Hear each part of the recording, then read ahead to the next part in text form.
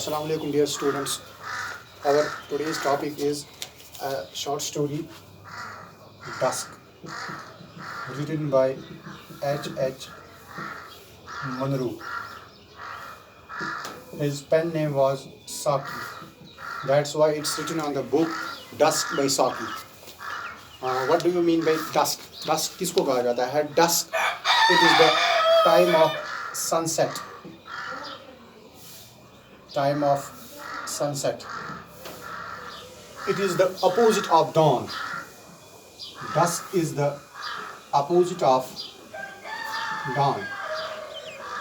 ये चढ़ता हुआ सूरज हो गया और ये डूबता हुआ सूरज हो गया, यानी जब रात का वक्त, जब शाम का वक्त होता है, जिस वक्त सूरज गुरूब होता है और उसके बाद एक अंधेरा छा जाता है जिसको हम सरे शाम कहते हैं, उसी को डस्क कहा जाता है।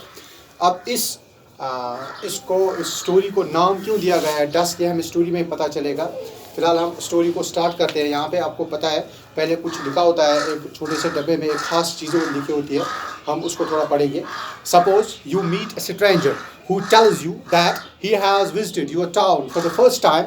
He further tells you that he has lost his wallet and has forgotten the name of the hotel in which he was staying. Would you believe his story and sympathize with him? However, it is only in the end you are able to sift grain from the chaff, read the story and find out the facts.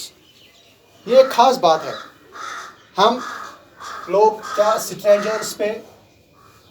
Stranger अजनबी को बोलते हैं, क्या हम लोग strangers पे बहुत जल्दी भरोसा कर सकते हैं? ये एक कहानी को शुरू ऐसे करता है कि मान लीजिए आपके शहर में, आपके गांव में, आपकी जगह पे कोई एक अजनबी आया है जो आपको मिल रहा है और बोल रहा है मैं यहाँ अजनबी हूँ, मैं किसी को नहीं जानता हूँ, मैं यहाँ किसी टूर के लिए आया, किसी काम के लिए आया था, लेकिन जिस होटल में मैं ठहरा था वहाँ से मैं निकला, मैं उस होटल का नाम भूल गया, मुझे रास्ता मालूम नहीं है, कुछ मालूम नहीं है। तो आपसे पूछता है कि आप उस पर बिलीव करोगे उसकी कहानी पर या नहीं करोगे। अब करना क्या चाहिए, भरोसा करना चाहिए नहीं करना चाहिए, ये तो आदमी पे खुद डिपेंड है। लेकिन इसने एक महारा यहाँ पे लिखा है, to सिटिफ grain from the chef, to सिटिफ grain from the chef, यानी दाना निकालना उसमें से। कशीर पे कनक तम फल में असल कनक नबर कड़ पे सह छिलक तम मे नबर कड़। कत मतलब यमुक कि सह कम, यानी अस लगान पोत पता अत क्या हकीकत ऊसम, यानी नबर किन बासान यह फुल और असल वो दलोन साफ करोन पे अम क्या नीर अम क्युत फुल नीर, ती मतलब यम सुन। यानी हमें बताया जाता है, हमें समझाया जाता है इस मुहावरे के ज़रिए। चलो हम मान लीजिए किसी ने भरोसा कर लिया किसी अजनबी पे, अब उसके बाद क्या होने वाला है ये तो तभी पता चलेगा जब हमने भरोसा किया। अगर नहीं किया तभी पता चलेगा ये कौन बंदा था, अगर किया तभी पता चलेगा ये बंदा कैसा था। Let us start the story. Norman Godsby sat on a bench in the park at around 30 minutes past 6 on an early March evening, and dusk had fallen heavily over the scene. There was a white emptiness over road and sidewalk, and yet there were many figures moving silently through the half light or dotted unobtrusively on bench and chair, scarcely to be distinguished from the shadowed gloom in which they sat. Norman Gortsby हमारी कहानी का main character है, जिसके round ये कहानी घूमती है। जब मान लीजिए ये इस कहानी का हीरो है, एक बंदा है सरे शाम एक पार्क में आया बैठने के लिए, वहाँ पे एक बेंच पे बैठा है। अब सीन बताया जाता है, सीन कैसा है वहाँ का। वहाँ पे अंधेरा छाया हुआ है, अभी थोड़ी सी रोशनी है, पूरा अंधेरा नहीं है। ये एक बेंच पे बैठ गया, दूर से इसको दिखता है कुछ लोग चल रहे हैं, but he can not distinguish them. ये उनको दूर से पहचान नहीं पा रहा है असल में है कौन ये, लेकिन इतना सिर्फ दिखता है इसको। कितने बंदे हैं, बस ये साये से दिखते हैं, दूर से साये दिखते हैं इसको। लोग चल रहे हैं, कौन है क्या है हाथ में क्या है, कैसे चल रहा है ये पता नहीं है उसको, but people are walking through the lens. उन गलियों में, उन जगहों पे, या जो वहाँ पे फुटपाथ्स बने हुए थे पार्क में, वहाँ से लोग चलते हैं, लेकिन उसको डिस्टिंग्विश पूरा नहीं हो रहा है कौन है क्या लोग है। और रोड जो है वो भी अभी खाली नहीं हुए, क्योंकि गाड़ियाँ अभी चल रही है, अभी पूरी रात नहीं हुई है, अभी थोड़ा सा अंधेरा छा गया है, लेकिन लोग पूरी तरह से दिख नहीं रहे हैं.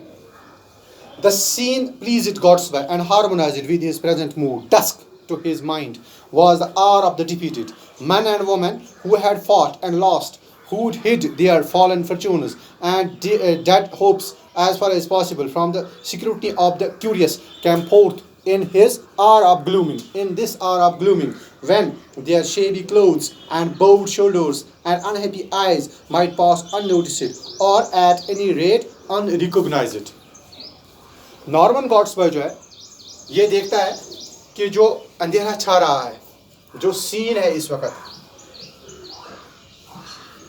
जो अंधेरा छा रहा है, ये अंधेरा, ये शाम का वक्त इसके मूड के साथ हार्मोनाइज हो रहा है. यानी जो इसका मूड था वो भी वैसा ही था जैसा वहां का माहौल था. गॉड्सबर्ग का मानना है dusk is the hour of the defeated. Dusk is the hour of the defeated.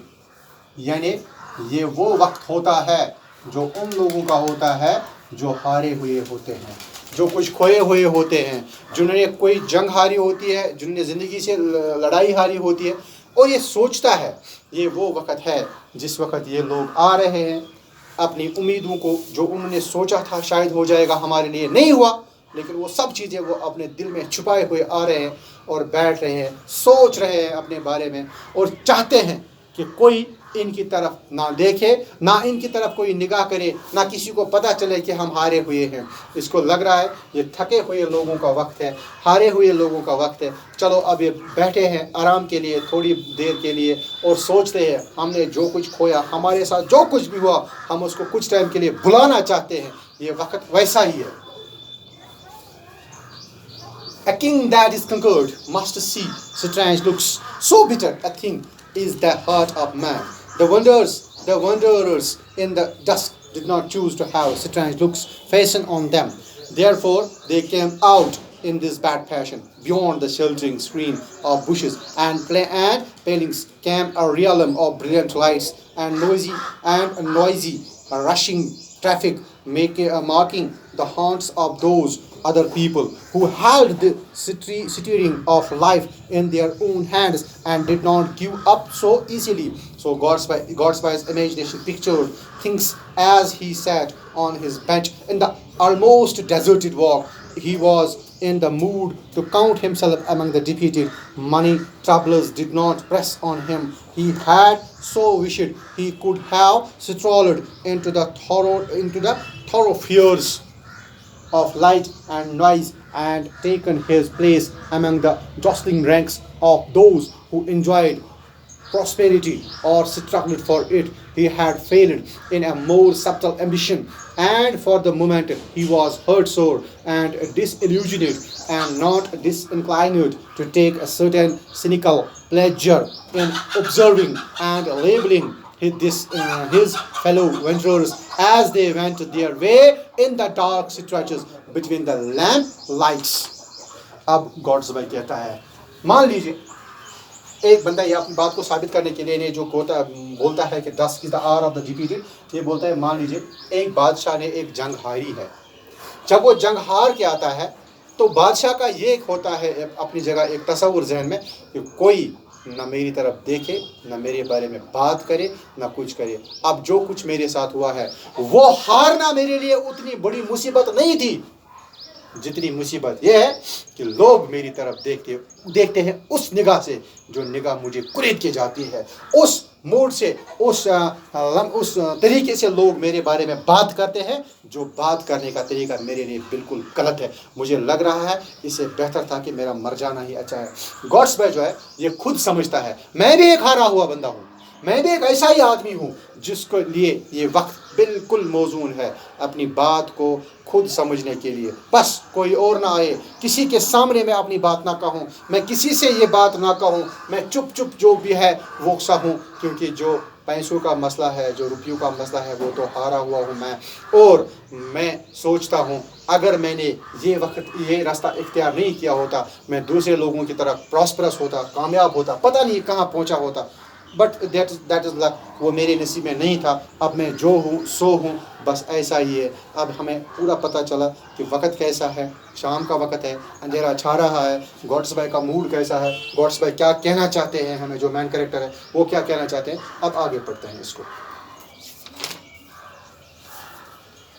On the bench by his side sat an elderly gentleman who seemed to have lost interest in life. He looked defeated but refused to admit it. His clothes could scarcely be called shabby, and he belonged unmistakably to that forlorn orchestra to whose piping no one dances. As he rose and vanished slowly into the shadows, and his place on the bench was taken almost immediately by a young man fairly well dressed but more cheerful of the mean than his predecessor. अब God's bye जो बैठा हुआ था, इसके side में, by his side दूसरे bench था। उस बेंच पे एक आदमी बैठा हुआ था। वो आदमी एल्डरली था, यानी जवान नहीं था, बूढ़ा भी नहीं था, एल्डरली था। उसके कपड़े जो थे, हम कह सकते हैं वो बुरी हालत में थे। वो भी शायद डिफीटेड था, लेकिन वो नहीं चाहता था कि कोई उसको कहे कि वो डिफीटेड है। अब ऐसा ही बंदा बैठा है उसके साइड में, इसको लग रहा है ये भी मेरी तरह बेचारा डिफीटेड है। अब वो बैठा हुआ है चुपचाप, ये एक महावरे के तौर पे समझा रहा है। आप समझो ये एक ऐसा आदमी है जो एक म्यूज़िकल इंस्ट्रूमेंट होता है, उसकी ट्यून पे कोई नाचने वाला नहीं है। यानी ये बंदा जो है ये कोई काम करने वाला है, लेकिन उस काम को देखने वाला कोई नहीं है, ना इसकी तरफ कोई तवज्जो देने वाला है, बस बैठा है। लेकिन कुछ ही देर में ये बंदा खड़ा हो जाता है और भाग जाता है वहाँ से। ये एल्डरली मैन जाता है वहाँ से, और इसकी जगह एक दूसरा जवान आता है जो इसकी जगह लेता है। लेकिन वो शक्ल सूरत में या कहेंगे जो उसका कपड़े पहनने का तरीका था, जो उसने कपड़े पहने हुए थे, वो इस पहले आदमी से अच्छे थे। यानी यस ये नफर बिहत ओस इद्राव अतत आव दुयम नफर, युस दुयम नफर आव सो जवान, यो ओस एल्डरली, सो जवान गए गोड डिफरेंट। दुयम डिफरेंट यम सिन क्लोथ्स, यम सिन पलो, यम तम शेबी स्टाइल में, तम थोड़ा गंद लिथित पान, हम सिन बड़ असल, तम बड़ बदल तरीकस मज। You don't seem in a very good temper, said Godsway, judging that he was expected to take due notes of the demonstration. अब गॉड्सवे ने इस आदमी को, दूसरे आदमी को कहा, यंग मैन को कहा, आप अच्छे मूड में नहीं दिखते हैं, आपके साथ कोई प्रॉब्लम है। इसको लगा कि यंग मैन चाहता है कि मैं इससे बात करूं, मुझे नोटिस करे। उसने पूछा उससे। The young man turned to him with a look of disavowing frankness, which put him instantly on his guard. You wouldn't be in a good temper if you were in the fix I am in, he said. I have done the silliest thing I have ever done in my life. अब ये एक अजनबी है, इसने जब देखा कि ये आदमी मुझसे बात कर रहा है, गॉड्स में मुझसे कुछ पूछ रहा है, ये भी उठा। अब इसने खुद का मूड ऐसा बनाया और कहा, जिस परेशानी में मैं हूँ, द फिक्स आई एम इन, जिस परेशानी में मैं हूँ, फिक्स यहाँ पे परेशानी को बोलते हैं, जिस परेशानी में मैं हूँ, अगर आप इस परेशानी में होते तो आपका मूड भी ठीक नहीं होता। अब परेशानी इसकी क्या है? इसने कहा मैंने एक बहुत बड़ी, आप समझो एक बेवकूफ़ हरकत की है। जवान आदमी बोलता है मैंने एक बेवकूफ़ हरकत की है, मैंने कुछ ऐसा किया है जिससे मैं परेशान हो गया हूँ। Yes said Gortsby dispassionately. अब गॉड्सवे ने यहाँ से बोला, हाँ ठीक है, जो आप कहते हो वो ठीक है, लेकिन पैशनेटली नहीं बोला। यानी इम सोच योर सो वन सो असल मूड की वो और इम मूड खराब है।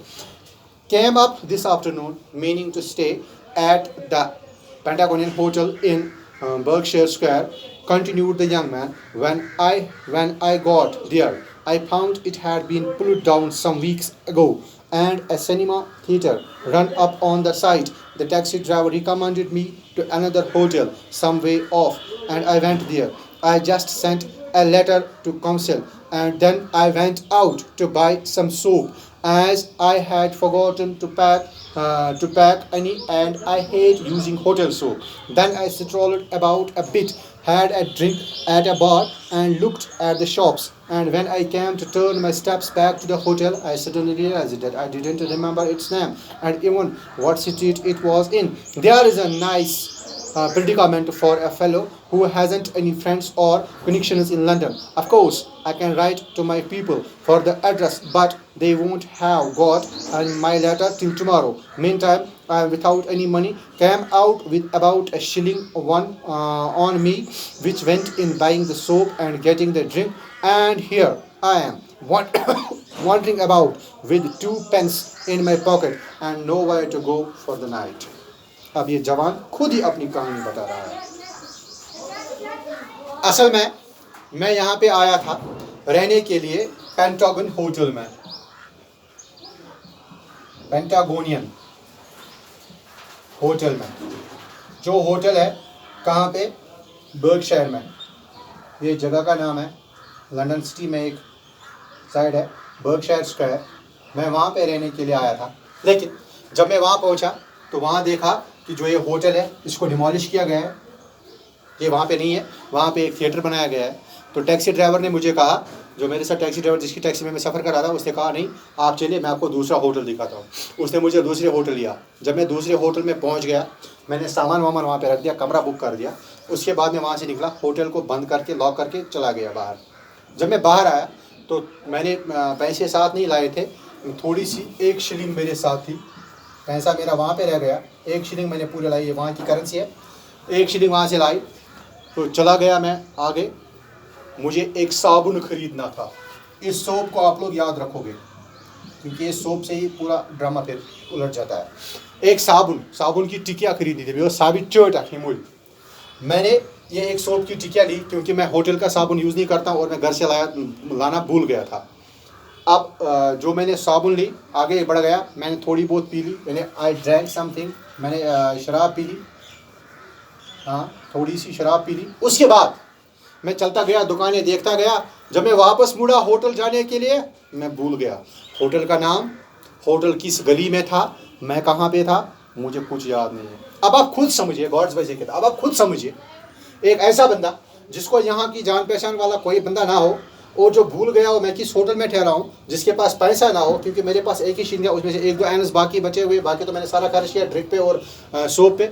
उसके बाद ना कोई रहने की जगह है, ना जाने की जगह है, ना खाने के लिए कुछ है, अब रात गुजारनी है। अब मैं पूछता अपने यारों दोस्तों से जो मेरे रहते हैं दूर दराज में किसी जगह, उनको लेटर लिखता, तब तक वहाँ से जब तक जवाब आ जाएगा कल तक, तब तक तो मेरे पास ना पैसा है ना कोई चीज़ है। मैं ऐसे ही परेशान हूँ बस। अब सोचता हूँ करूँ तो करूँ क्या, इसीलिए मैं परेशानी में मुब्तला हूँ। There was an eloquent pause after the story he had been told. I suppose you think I have spun you rather an impossible yarn, said the young man presently, with a suggestion of resentment in his voice. अब ना God's में कुछ कहता है ना ये जवान कुछ कहता है, दोनों चुप बैठे कुछ टाइम के लिए। लेकिन उस टाइम के बाद गॉड्स इस जवान ने फिर से कहा, आपको लगा शायद मैं फेंक रहा हूँ, मैं झूठ बोल रहा हूँ, मैं कहानी बना रहा हूँ। चलो आपने सोचा ऐसा, लेकिन मैं तो झूठ नहीं बोलता, मैं कहानी नहीं बना रहा हूँ। Not at all impossible, said Wordsworth judicially. I remember doing exactly the same thing once in a foreign capital, and on that occasion there were 2 of us, which made it more remarkable. Luckily, we remembered that the hotel was on a sort of canal, and when we struck the canal, we were able to find our way back to the hotel. हाँ नहीं, मैं आपको नहीं बोलता हूँ, ये हो सकता है, it is not impossible. जो आप बोलते हो ये शायद इम्पॉसिबल नहीं है, क्योंकि मेरे साथ भी एक दिन ऐसा ही हुआ था। लेकिन हम 2 बंदे थे, हम एक दूसरे मुल्क गए थे, कैपिटल सिटी, वहाँ घूमने गए थे। हम भी भूले, फिर जाते जाते हम भूल गए कि किस होटल में, लेकिन इतना याद आया कि होटल एक नदी के किनारे था और हमने नदी पकड़ ली, नदी किनारे किनारे चलते गए तो होटल तक पहुँच गए। ऐसा हो सकता है, मैंने नहीं कहा कि ऐसा नहीं है।